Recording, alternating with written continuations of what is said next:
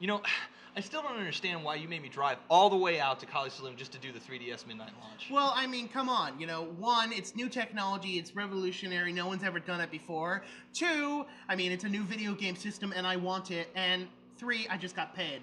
Yeah, I know, but... And four, you know, I wanted the scoop for this show right here. Speaking of scoop, you just stumbled into Season 2 of the Geek Bowl.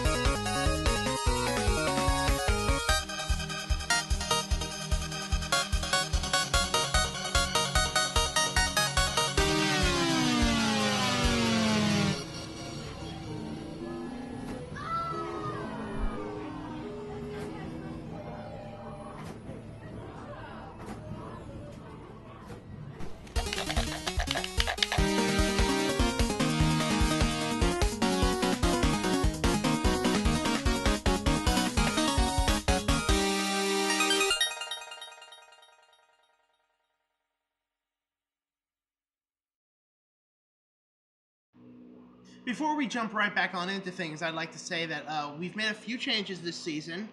We're not live anymore. As fun as live was, we just got a little... Hungry? Hungry, yeah. Unstructured. Unstructured, I think, is the better word to say than hungry. And, you know, as with any live show, everything that will go wrong, everything that possibly could go wrong will go wrong, and everything that possibly could have gone wrong usually did go wrong. Yeah. So this is going to give us a more chance to make it a little more polished for you folks. Yeah. Instead of calling in live, we now have a dedicated voicemail hotline, and you can call in, leave us a message, and we'll play it back live on air, just like you asked the question here. Yeah, the phone number is 818-ASK-GEEK, ASKGEEK. And we also have an email you can reach us at, thegeekbowl@gmail.com. Right. And you can also send your messages to us as tweets, twitter.com/thegeekbowl, at thegeekbowl. And we have a Facebook, too, which is also facebook.com/thegeekbowl. Pretty simple. Oh. You can always catch our newest episodes online at www.thegeekbowl.net. And also tell them about Ustream. We're still going to be doing stuff on Ustream, right? Are we? Are we? I think we are. We should. I don't think we are. No? No. We don't need no stinking Ustream? No, we don't need no stinking Ustream. We don't need no stinking Ustream. What are you talking about, Mark? What are you doing? Bye-bye, Ustream. As much as streaming live to Ustream was fun, it was also kind of not as fun when our viewers got approximately a single frame per second. Yeah. So, anyway, as always, send us all your stuff through any of those ways, and we'll get to you live on air. Obviously, we don't really have much for this week, because this is our first week back. And we're doing all handheld console stuff. So this week, all of you handheld console freaks, you know, this is a great show for you. Treat episode. Of course, Tiz is excited about that. After all, he is our dedicated handheld correspondent. And since we're doing an all handheld show this week, you know, so today we've got our big ol', you know, handheld extravaganza. We're gonna be having some in-depth hands-on impressions of the Nintendo 3DS that just came out worldwide. It came out in February in Japan. It just came out here. Mark and I were even live at the midnight launch, and we'll have some footage from you and more up in a little bit. That's right. First, we're going to cover that other handheld elephant, that other small, large elephant in the room. The one I'm very excited about.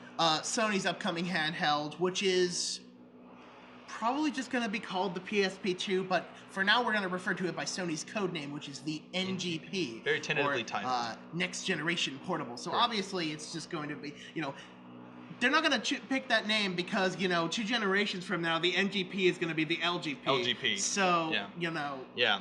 But that's its code name for now because for some reason they don't know whether or not PSP2 is a good name. No, they don't. They're getting bought out by Square Enix. To be honest with you, I wouldn't even imagine PSP2 would be a good game either. I mean, PSP2 just really doesn't sound like... Yeah, I don't know. But I mean, what else are they going to call it? No, it doesn't. It's got to be PS something. PS something, I mean... PSPN, PSP Next. Which, by the way, Tiz, I would point out, Square Enix would buy out Sony if it wasn't for the fact that, you know, they get, you know, I'm sure Nintendo gives them huge profit margins because they made the Mario basketball game on the DS, and now that new Mario Sports Wii game that has the basketball and the basketball, hockey, and volleyball and dodgeball. That's by Square Enix. Yeah, it's supposed to be terrible too. Why did Square Enix?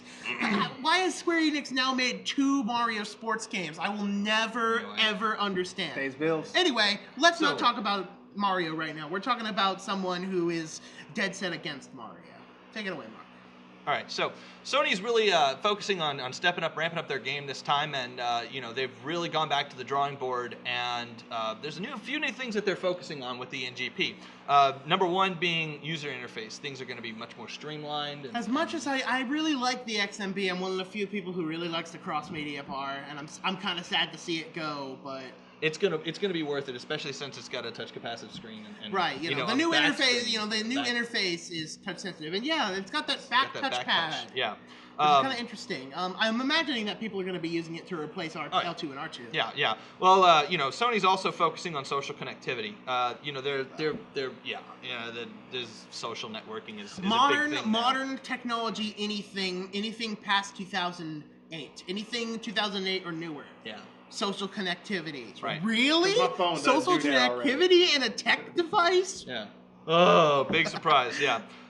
Location-based entertainment. Well, then again, that would be surprising coming from Nintendo, but not from Sony. Not from Sony, no. But this is a new one that I really couldn't figure out with the literature that I read. Location-based entertainment. They didn't really touch up on that too much, being a little cryptic. To be honest with you. I can't imagine it's going to be used for too much. It's probably going to be used in a similar way that location-aware iPhone apps and Android apps and Very stuff. possible, very possible. I mean, that they're aiming for that sort of segment of the market. Here's a good one. They're looking to create a seamless convergence between reality and alternate reality now. What the heck is that supposed to mean? That means they're trying to take it a step further than what the 3DS is doing, which in the same industry, with the AR. So they're trying to do the whole AR camera thing too. Yeah, because there's going to be a camera on both sides now. So there is going to be a camera. There's a camera on. There's a front and back camera. That answered my question. Yeah. Good news is, for all of you that might be skeptical about getting an NGP whenever it debuts, it will be backwards compatible with all of the downloadable games that you were able to download on the PSN for the 2000 and the 3000. Yeah, unfortunately. And the Go. Actually, wasn't the FAT updated to include support for that later on? It does, but most people knew that already. Well, either way, apparently the NGP's not going to be using UMDs, which, to be completely honest, It's dumb. Okay. No, I'm okay with that. Because most of the reason for that is now games will all be on the new media. Everything will be new media, and they're still unclear about how they're going to handle the memory situation. They keep talking about new media, and what I'm guessing that it's what it looks like is that they're going with something very, very similar to a DS game card, which honestly is a good format. Mm-hmm. So. It is a good format. So, we talked about the some of the neat little features that are supposed to be expected on the dual NGP. analog. Big time. That'll be nice. Finally, dual analog. It's going to be better than the PSP one. Yeah, no, it's not going to be a nub anymore. They're actually sticks. I'm kind of interested to how they're going to handle the tilting and the sticking and the tilting on a handheld system, but I don't know. I mean, personally, the analog nub wasn't bad in concept. It was just bad in execution. Like the 3DS, which I've got right here, by the way. That one's a lot smoother. It's much smoother. Honestly, the analog pad on the 3DS, I completely wasn't really I wasn't expecting that to be one of my marquee features, but it actually is amazing. It's so good. Yeah. So real quick, let me go ahead and run through these specs. It's going to have a quad-core ARM A9 processor. Okay. It's a good thing. That's the same kind of thing that's used in a lot of smartphones. Yeah, but it's quad-core, so that's even more. Big time processing. It's going to be a 5-inch touchscreen OLED with a 960 by 544. OLED? I actually didn't know that already. Yeah, 960 by 544. I'm surprised they have a touchscreen in general. I mean, I never really saw the need for it. The thing is that it's not a DS stylusy touchscreen. It's a phone capacitive touchscreen, like an iPhone type touchscreen, or an Android phone type touchscreen, and Tiz's video game just fell onto the ground. No big deal. I'm gonna go grab it. Grab it up. Dual analog sticks, of course, we covered that. The upper model is going to have 3G compatibility. Yeah, which I imagine that the upper model is probably going to be a fair bit more expensive. Yeah. We don't have any price right now. I would hope not. But yeah, I don't know. Wi-Fi. 3G does tend to make things a lot more expensive with things that have optional 3G. It's also going to have Wi-Fi. Here's a good one. GPS and electronic compass. I'm assuming that that's what they're talking about with the location-based entertainment. Location-based entertainment. It's great when you're on road social trips and you ride too. shotgun. Yeah. That's Yeah. Instead of your phone, which can already do that, grab your PSP. Exactly. Because you're not going to be playing that on the road trip, right? Right. Of course. Okay. Cool. Yeah. Don't text and drive. Exactly. Of course, we covered the front and back cameras and the rear-mounted touchpad. That's what I'm really excited to see, though. I want to see the cameras or the touchbag. The touchback. I'm excited to see how that's going to work. I love when people try new and novel interfaces and I guess extra faces, if you will. Yeah. You know, new and novel ways of receiving input and giving you output. You know, 3DS does it with their screen. 3DS does it with its screen. You know, the Kinect, which we covered last fall with the whole body thing. So much fun. We demoed that in the studio. And then earlier with the Wii remote that everybody was laughing at first, it ended up, you know, changing the face of the landscape. But at the same time, the Wii remote should have came with the Motion Plus tech in the first place because they could have afforded it. Yeah. And it was kind of like, when they introduced that as an add-on, a $40 add-on later on to make the Wii remote what it should have been in the first place. Yeah. But you know, and lastly on the specs. The same accelerometer and gyroscope sensing as the Motion. Right. So people that work similar to an iPhone. It's supposed to work similar to the way a Motion works. Okay. Motion controller works. Okay. Like the Move. The Move. Yeah. Move. That's what you're trying to say, right? Yeah. Well, it said Motion. Yeah, it's the PlayStation Move. But which is, by the way, folks, it's a Wiimote.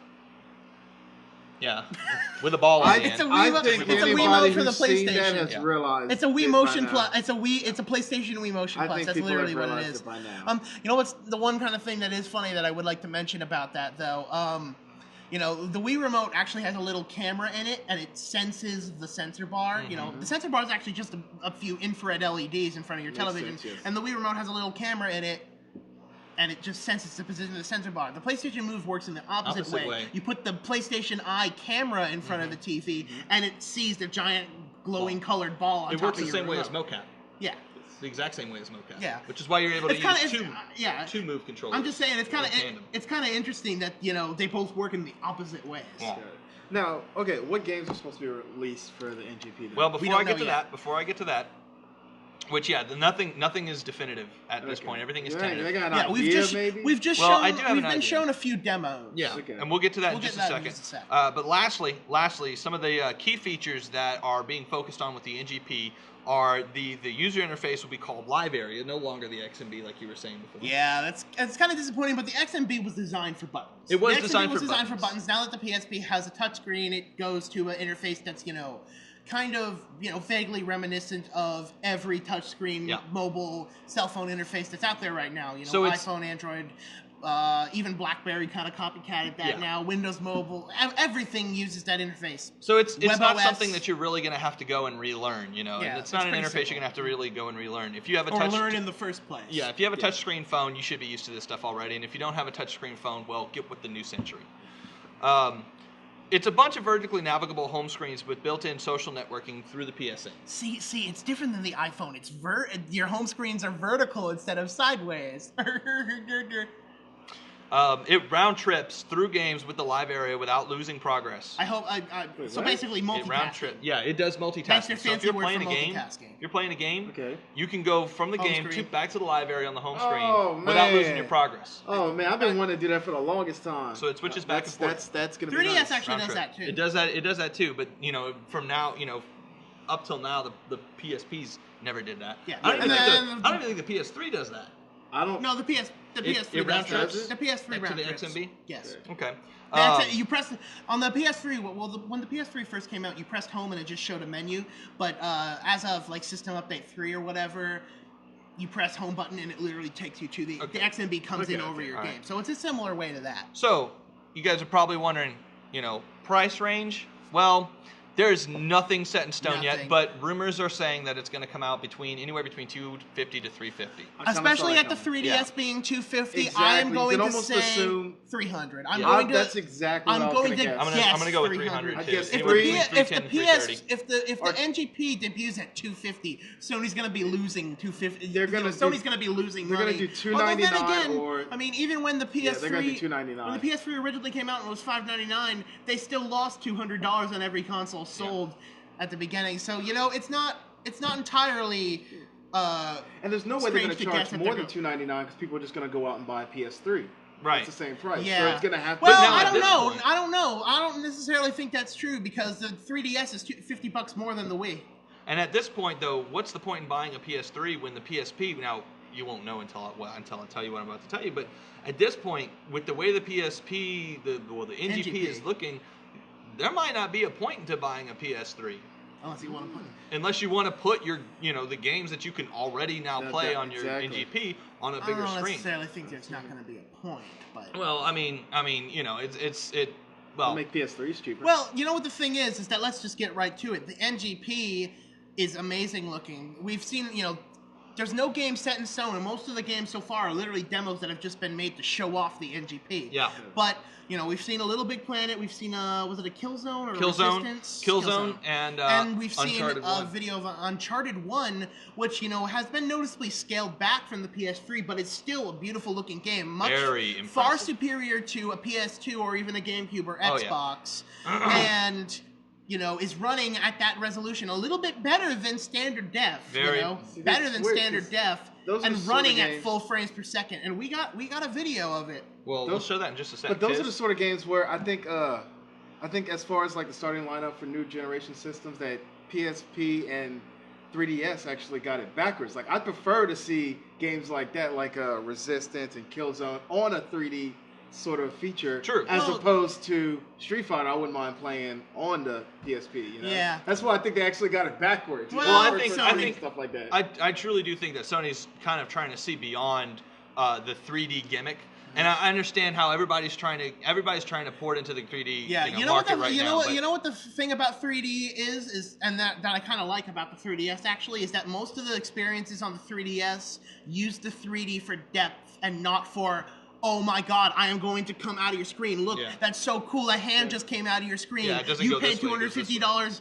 You paid $250 for this. It does it, rather than trying to use it as a gimmicky, in your face, ha ha ha ha, I'm going, the monster's going to come out into the audience. Rather than doing something like that, they use it intelligently to make game design better. And hopefully, I hope that games, when more and more games go 3D, Sony's been doing that with the PS3 on its TVs too. I think more using games are 3D to add depth rather than be a gimmick. I think they're going to do that.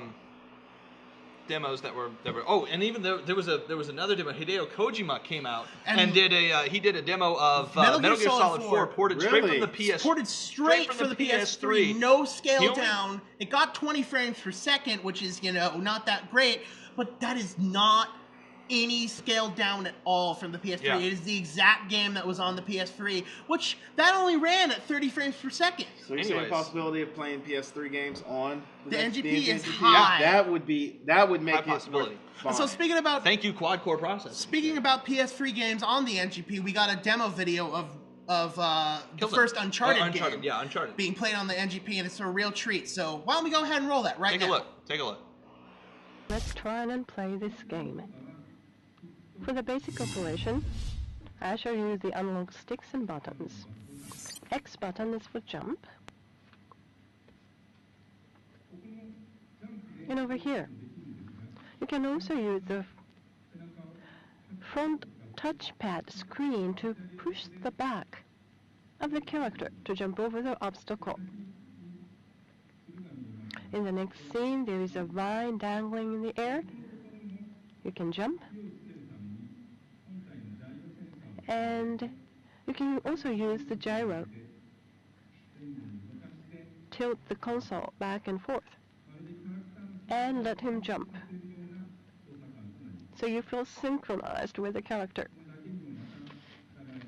In the next scene, there's also a vine. Now, what you can do is to use the rear side touchpad panel. I'm sliding my fingers in the back, so please take a look.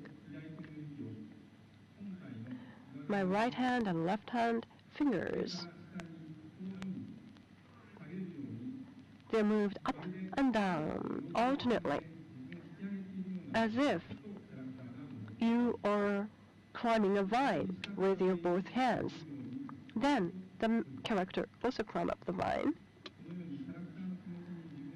If I slide my fingers in the opposite direction, the character will climb down. So think of movements like that can give you a very intuitive feeling of being inside the game. Now I have pushed the characters back and finished climbing. So Uncharted on PS3, we had to tilt the left stick and jump when we wanted to jump the cliff. So it was a bit difficult as a maneuver. On NGP, all you have to do is to touch the character on the front touch panel and it will move in that direction. You can draw a line like this. Then the character will follow that route forward. Now there is an enemy. Bye-bye. Now, finished climbing, there is another enemy who hasn't noticed me. So, I will sneak up and push him over the cliff. Goodbye again. Oh, there is another one. Across. So, why don't I use the rifle which I had just picked up? Using the gyro sensor, I aim. Bang. So it's a gyro sensor, which is very sensitive.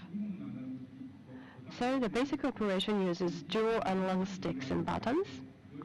And I'm sure you all agree that NGP's new user interface provides intuitive operability and a captivating sensation that brings you a whole new chartered experience. So it's safe to say that Sony's a little busy. You know, they're working on a next generation portable system, which would be nice if they gave us a name, something a little simpler than Square Enix is normally doing. But I would technically declare March the month of Sony, month of PSP games. I mean, you got nothing but PSP games coming out. We've got the third birthday. In April, we've got the Final Fantasy IV collection. We've got God Eater Burst. But let's just start off with just a nice, good handheld system. You have the Dissidia 012. What is it? Duodecim? Basically, it's Latin for the 12th battle.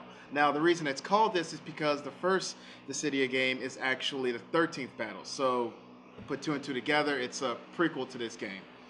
Now, let's start off with the pros about the game. If you like the first one, you're going to love this one. It shouldn't even be called a prequel or a sequel, technically referred to afterwards. It should just be called Dissidia 1.5. Because it's just a better version of the first game. Now, if you're interested in getting it, you want to save some money, you get the first one, but the truth is, all of the stuff from the first one comes in the second one. If you've played the first one, there's good news.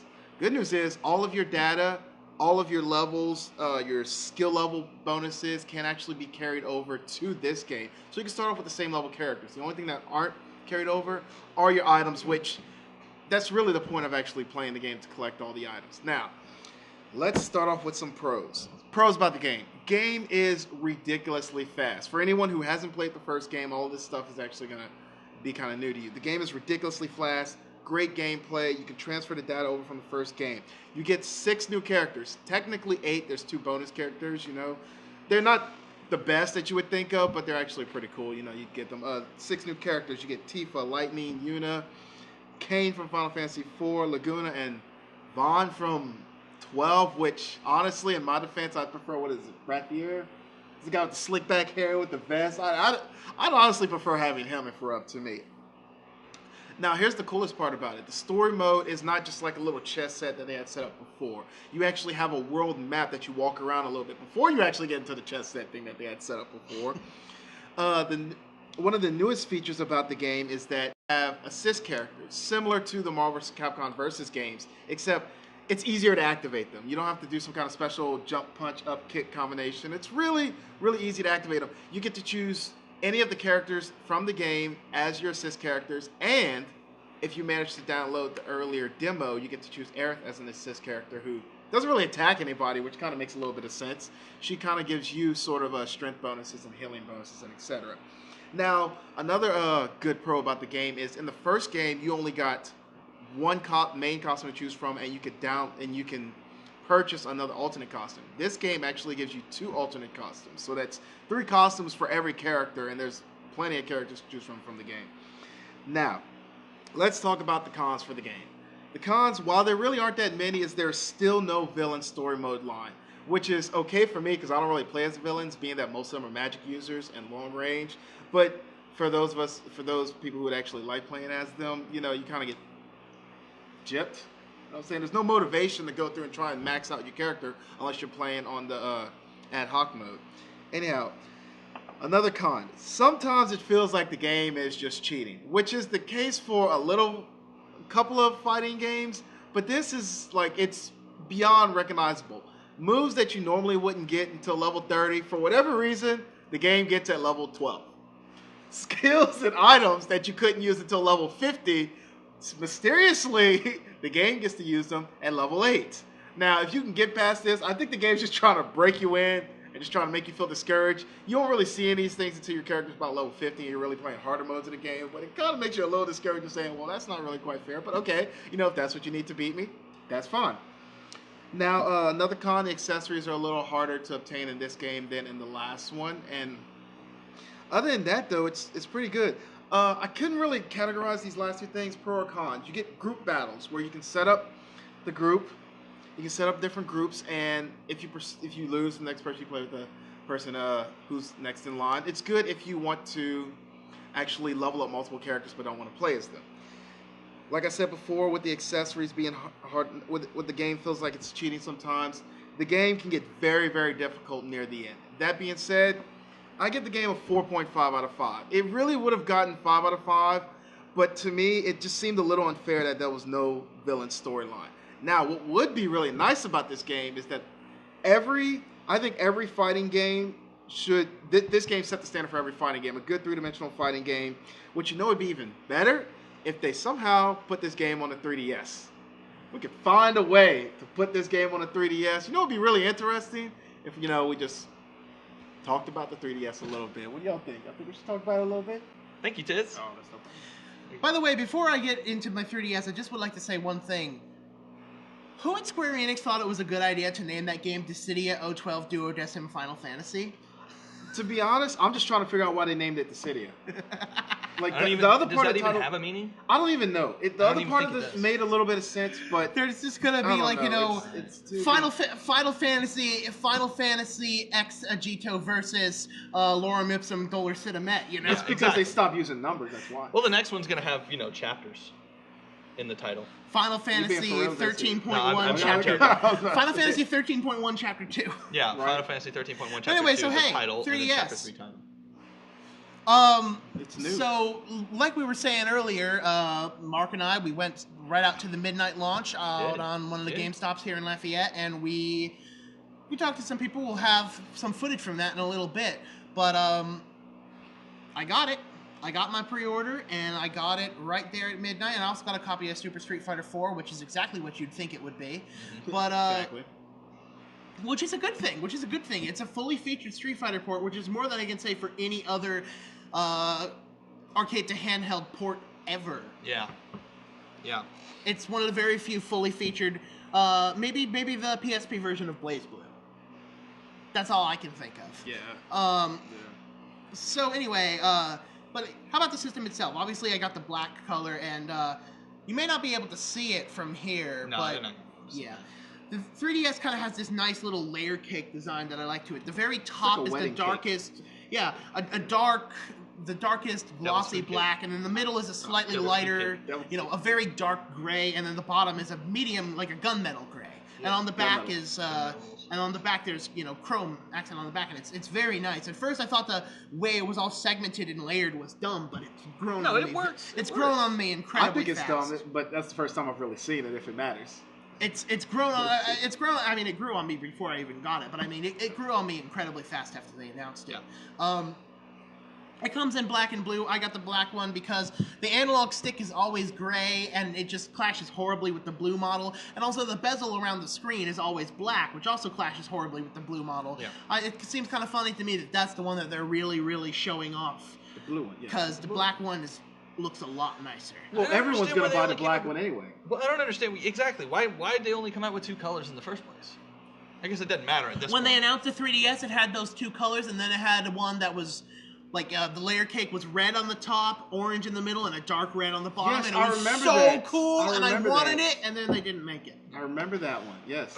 Well, open it up. Talk about some of the key features.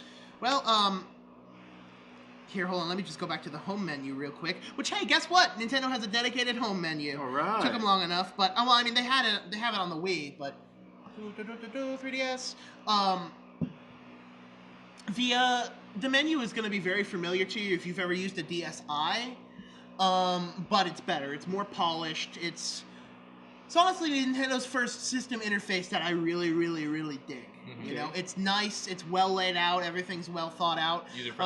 User-friendly. There's lots of little Nintendo touches. Everything's got its own, like, either background music or ambient background noise, and everything also has its own jingle, which is really funny because that includes things like system settings and health and safety information. They have their own. No, seriously. So you don't get bored. It's like elevator music. Yeah, it's like you don't get bored. Okay. Listen, everyone. That's the system settings jingle. There's a jingle for system settings. 3DS also comes, preloaded with some stuff. It's got better wireless, Remember the DS, how it only supported wireless B and WEP encryption, and then no one could ever use it because they upgraded to WPA. Yeah. The world upgraded to WPA like a year later. Yeah, something like that. So, but thankfully, the 3DS is a lot more equipped to handle system updates. And as a matter of fact, some of the big features of the 3DS actually are coming in a system update. They're gonna, I think in May, they're gonna introduce 3D video recording. You can already take 3D pictures using the 2 cameras on the back. They're gonna introduce 3D video recording, a web browser, and finally, the ability to transfer DSi purchases from your DSi. Thank God, because Nintendo's usually, they don't like being good about transferring your system. They're like, well, okay, we can transfer your purchases. Rebuy. Just no. It's not rebuy. It's just that they didn't program it in because they're lazy. Yeah, that's why you have to keep it's just all like your Nintendo systems. They actually do let you transfer your WiiWare games. You know how you do it? You send in your Wii. What? Yeah, Nintendo lets you send in your Wii so they can transfer your Wii. Send in both of your Wiis so Nintendo can transfer your WiiWare purchases. Oh, it's so bad. Tedious. But Nintendo also included a 2 gig SD card in the package, which is good, considering the DSi made use of the SD card slot a lot, but didn't actually come with one. Yeah. It also includes a couple little things, cool little games that, they're not big budget system sellers, but they're neat freebies, and they're probably some of the best video game console freebies ever since Tetris on the Game Boy. I can't think of a good console launch, this is the game that you use to show off your system thing. Right. I can't think of anything since Tetris, so it's kind of cool that Nintendo did that. One of the games is a little thing called Face Raiders, which, I can that was fun. Snap a picture of you or myself, and it gets turned into a little flying monster, and all sorts of little flying monsters are coming around, and, you shoot them like, it's a space shooter. And you sit there like this. No, you sit there, they're in your room flying around, and you aim by actually rotating your position. The system, like, oh man, there's one above me, shoot. There's one behind me, shoot.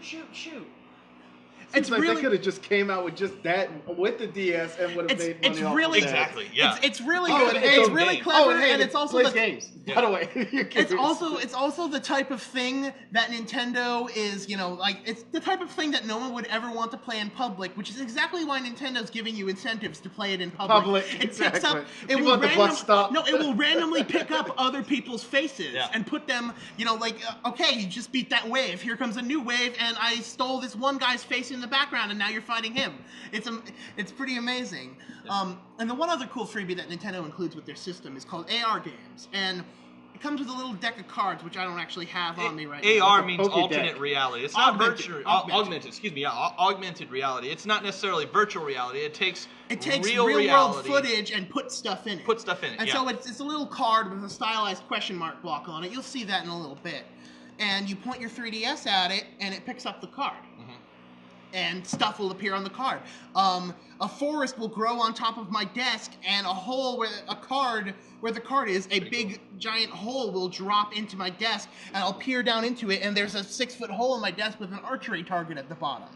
Yes. Really, really crazy, cool stuff like that. And this one's probably the real. That's awesome the real freebie. Seller. Yeah. That's what's really going to. They should be advertising that in the games. They are, as a matter of fact. Which, by the way, I'm almost at the end of all of the things. How is the gameplay? There's this dragon that shows up near the end of most of it. I just gotta say, it gets increasingly ridiculous where that dragon shows up. At first, it shows up in archery, and you're like, oh, cool, I'm fighting a dragon with arrows. Then there's this game called AR Shot where it's kind of a cross between pool and golf, where you're shooting a little ball with a cue and rolling it onto a target. And then all of a sudden you're fighting a dragon by shooting those into the dragon. So you're like, okay. Then you go to the fishing mini game where the surface of your table turns into the water, which, by the way, is completely mind-blowing. It's like, what? My table is water and it ripples. Perfect color on this. No, it's crazy, but and then a dragon comes out of that, and you're fighting it by dropping bombs from the end of your fishing pole, and then you catch the dragon. So, next thing I know, I'm just going to be reading health and safety information, and a dragon pops out of that. Probably. So here's the cool thing. What we have is we went out to College Saloon, the GameStop at College Saloon, and we covered the midnight launch and talked to a few people. Here, we have the clip of that. So let's go ahead and roll that clip now. Hey everybody, this is Mark Henderson with the Geek Bowl, and we are here at GameStop on College Saloon Road in Lafayette, Louisiana, covering the midnight launch of the Nintendo 3DS. It is March 26th, 2011, and what we're really here to do is... Oh, wait, no, hold on. Here comes Zach. Hey, Zach, come on up over here. Come on up and take a look. Have a few words with me, pal. What you here for tonight? You here to help me with my interview? No, I'm getting the 3DS. Oh, well, yeah, I guess that would be why you're here. I didn't know you got the camera. Yeah, we got the camera out here. We're going to be doing some interviews with some people. Well, hey, maybe you can help them come on out here. Maybe I can help you with that. Okay. Yeah, no. So we're going to cover the 3DS and have a whole lot of fun. The real fun is that there's already a bunch of people here, and they're inside eating pizza and juice. So lemonade. Yeah, lemonade, juice. Only thing that a launch party really needs, Yeah, absolutely. About an hour left to launch, so. Yeah, no, man, can't wait. Yeah. So, hey, we're go on inside and get some people? Let's go on inside and get some people to come out here and talk to us. So, what made you think about pre-ordering a 3DS? Mainly when I found out that it was 3D without glasses, and I read an article about it in a magazine. I just saw it sounded incredibly awesome. So, what color DS are you going to be getting tonight? I got the Pearl Black. Pearl Black? That's nice and shiny and pretty. Yeah, I like that one too. Got any launch games pre-ordered with it? Launch, no, but I do have Ocarina of Time and Star Fox 64 reserved. Fair enough. What? When did you go ahead and pre-order your DS? Say like 2 months ago. 2 months ago? Yeah, pretty much. Yeah. I was looking pretty forward to it. When'd you pre-order your 3DS? As soon as I found out that I could, really. What games did you pre-order with it? Let's see. I just got the Super Street Fighter 4. Yeah. Let's see. Anything else? No. Well, let's see. I think I got a pre-order on Zelda, but that's pretty much all. Yeah. Ocarina Remix. That's what a lot of people are getting, I heard. Yeah. It's nice. Yeah. Nostalgia. Well, thanks for talking with us, and enjoy the launch. Yeah. Any games you're looking forward to coming out? The Dream Drop Distance for Kingdom Hearts. Oh, yeah. For a new game, but I never got to play Birth by Sleep, so I'm looking forward to that. Well, that's good. That's good. That's good. Well, guys, enjoy the party. The best part about coming out here and doing something like this is getting to talk to the people and getting to hear, the people's thoughts and their reflections on the reasons that they're out there in the first place, is to have fun and play games and share these experiences with people that are like-minded.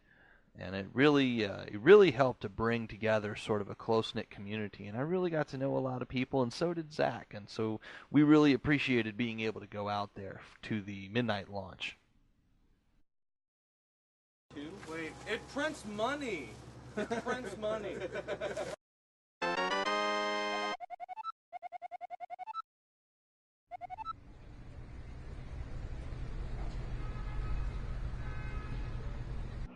How about a little less Legend of Geek Bowl and a little more regular Geek Bowl? Fair enough, but it looks like we're all out of time for regular Geek Bowl today. True. If you stick around after the credits, if you're watching on the internet, we have a Geek Bowl bonus round for you with me and Mark playing around with a giant AR card on a 3DS AR game. So if you want to watch some hands-on footage of that, there you go. If you're not watching on the internet, go ahead and check us out at www.thegeekbowl.net. And if you still want to get in touch with us, we can be reached on the phone at 818-ASK-GEEK. That's ASKGEEK. That's right. That'll put you in touch with our internet voicemail. You can go ahead and drop us a line. Let us know what you'd like to see on the Geek Bowl, as well as drop us your comments and or questions. And we'll play them live on the air. We'll play them live on the air, and we'll try to get them answered. Also, if you want to check us out on Twitter, it is Twitter/TheGeekBowl. Yep, Facebook.com/TheGeekBowl for our Facebook fan page. Email us at thegeekbowl@gmail.com. And visit us at www.thegeekbowl.net. For the Geek Bowl, I've been Zach Henchy. And I'm Mark Henderson. We'll see you next time.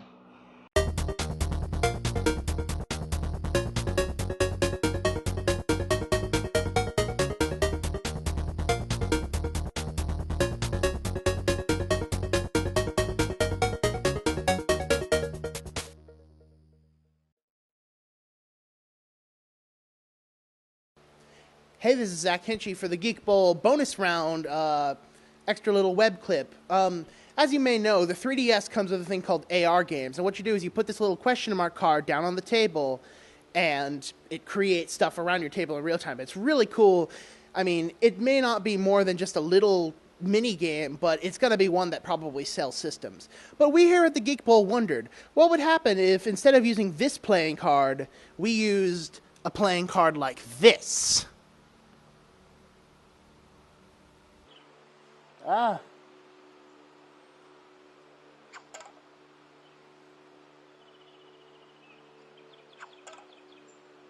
Oh, it's wigging out real bad. Let's go over here.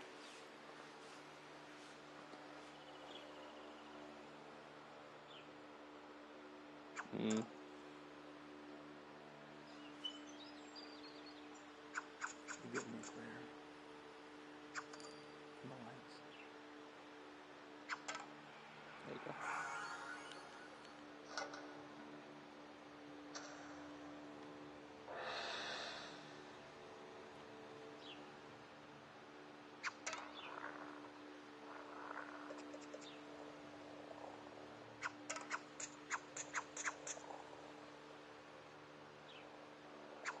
God, it looks like there's like a 2-foot hole in that floor. It does.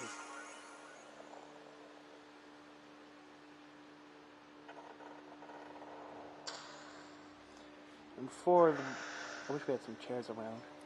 Oh well.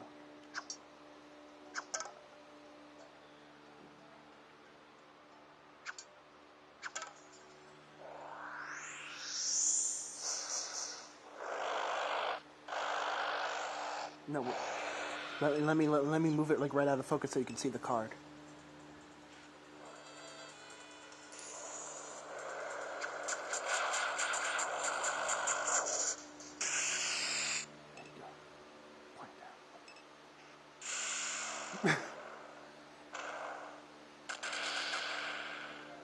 And for the record, people,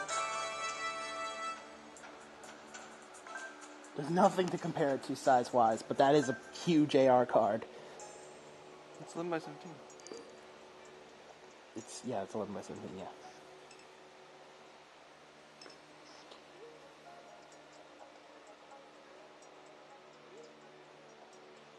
Wait, hold on. I got something good for this. You think you could... I could hold the mic for a sec? You'll see why.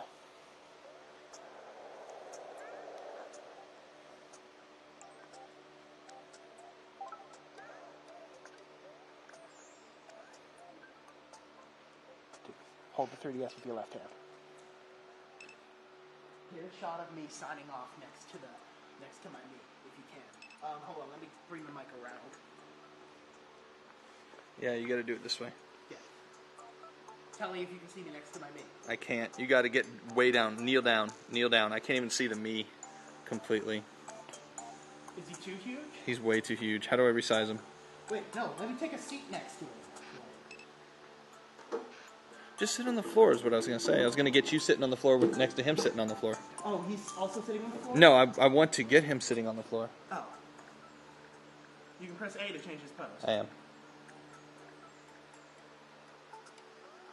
You need to be much closer. Much closer. I think it's supposed to be darker than usual.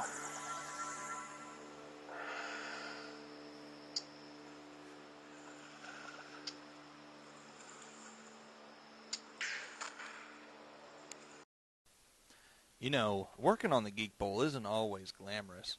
Sometimes you really gotta put some blood, sweat, and tears. Well, maybe just sweat. And sometimes tears. Not really any blood, though. No blood. But you really gotta work a lot to make good shots, or at least halfway decent shots, that really aren't good for anything, but still end up on the web.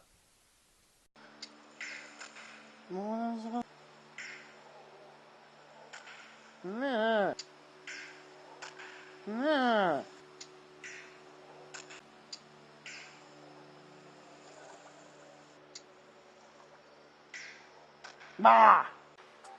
There we go. Camera shot. Is it getting in now? No, every time I start filming it, it disappears. How about now? It's on. Sign off, quick. This has been Zach Hinchy for the Geek Bowl. Goodbye. Did you get it? One more time. Okay. This has been Zach Hinchy for the Geek Bowl bonus round. See you guys later. One more time. This has been Zach Hinchy for the Geek Bowl bonus round. It keeps phasing out. Like as soon as anybody starts doing anything. Don't move it. Don't move it. I got it. Go. This has been Zach Hinchy for the Geek Bowl bonus round. See you guys later.